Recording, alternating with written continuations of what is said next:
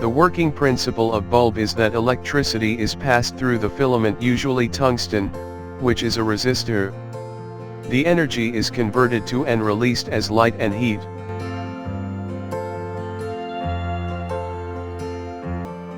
The IEEE symbol of resistor is a zigzag line as shown in the below. If a resistor is connected between the lead and battery, the lead resistor is necessary to control the current flow.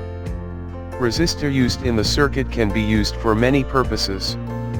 For example, what is a resistor made out of?